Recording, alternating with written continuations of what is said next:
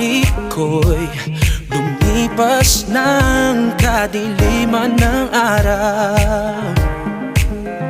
Dahan-dahan pang gumigising at ngayon'y babawi na.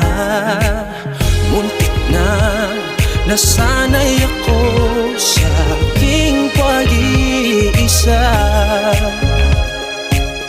kaya nang iwanan ng bakas ng kahapon ko.